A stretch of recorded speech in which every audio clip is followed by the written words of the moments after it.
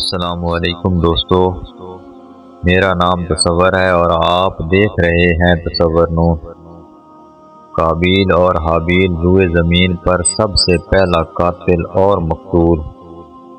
دوستو، روئے زمین پر پہلا قاتل قابیل اور پہلا مقتول حابیل ہے۔ قابیل اور حابیل یہ دونوں حضرت آدم علیہ السلام کے بیٹے تھے۔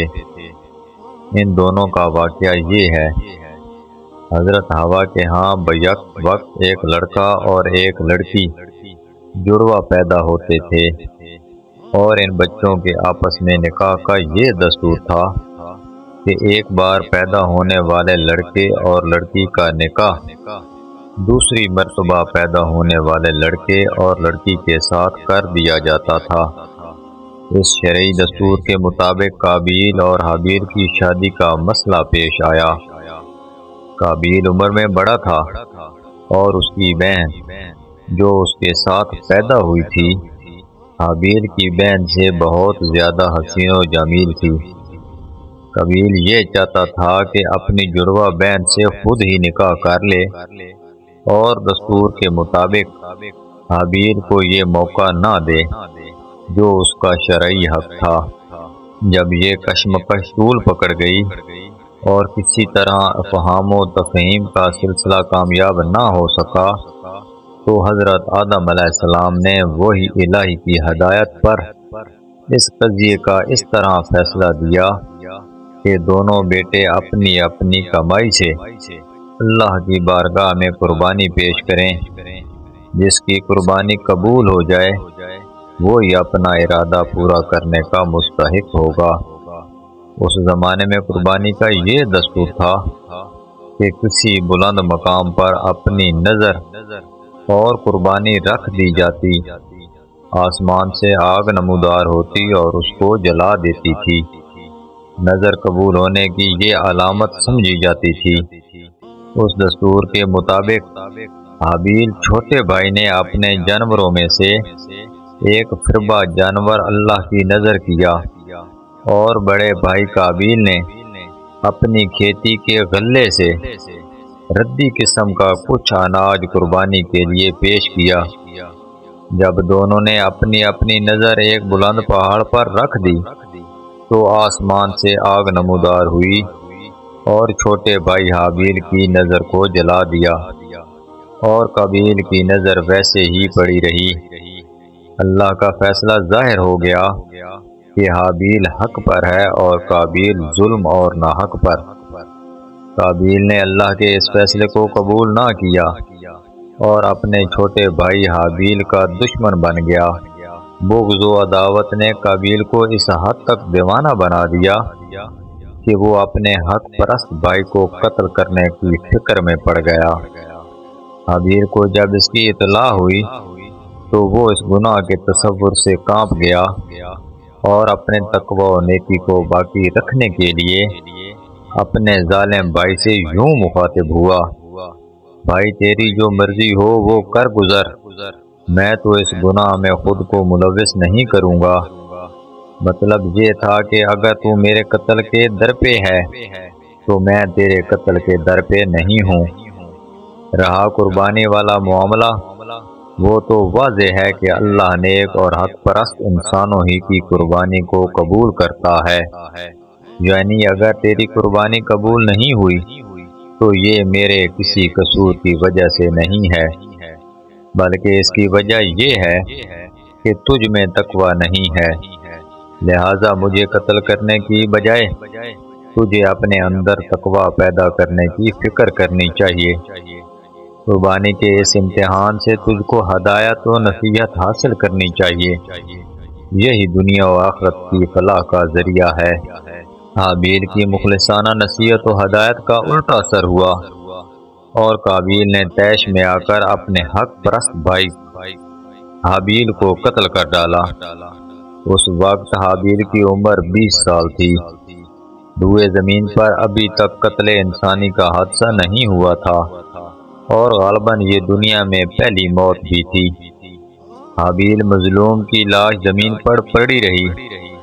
نسل انسانی کا یہ پہلا ناحق خون تھا۔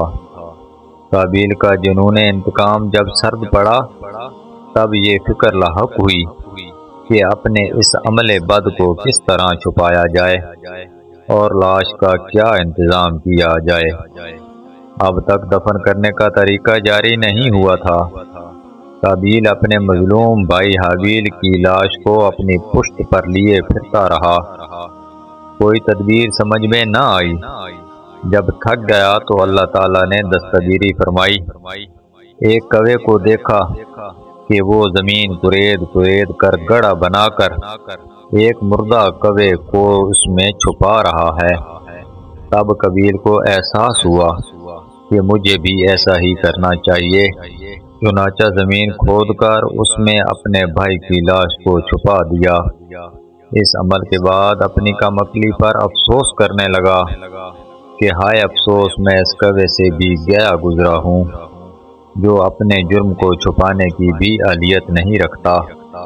افسوس، میں ایک حقیر جانور سے بھی کم تر ہوں اور مجھ میں اتنی بھی عقل نہیں۔ اس کے بعد اس کی عقل جاتی رہی، بدن سیاہ پڑ گیا اور اسی حالت میں وہ فوت ہو گیا۔ دمشق ملک شام کے شمال میں جبل قاسیون پر ایک زیارت گاہ عام چلی آ رہی ہے جو مقتل حابیل کے نام سے مشہور ہے۔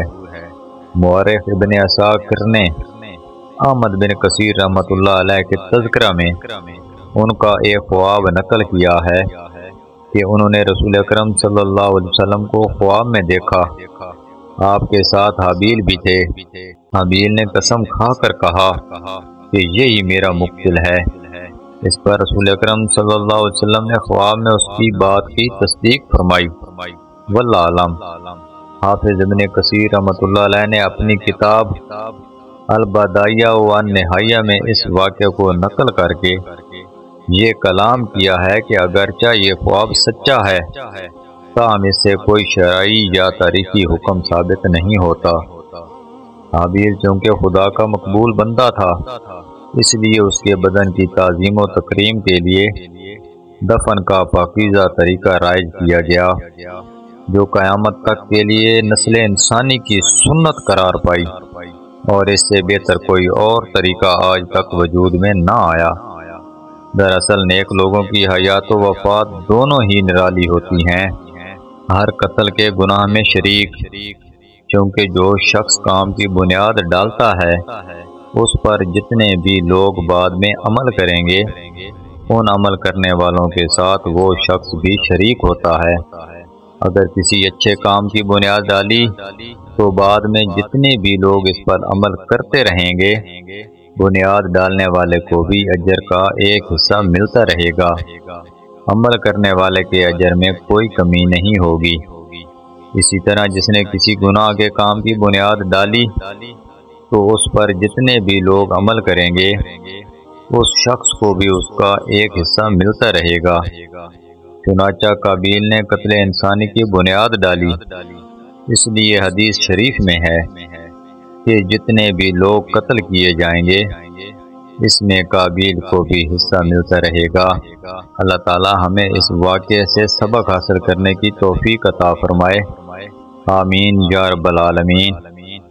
تو پیارے ناظرین کرام، اگر آپ کو یہ ویڈیو پسند آئی ہو تو ویڈیو کو لائک کر دیں، چینل کو سبسکرائب کر دیں اور بیل آئیکن کے بٹن کو دبا دیں تاکہ ہر نئی آنے والی ویڈیو کی اطلاع آپ کو بر وقت مل سکے۔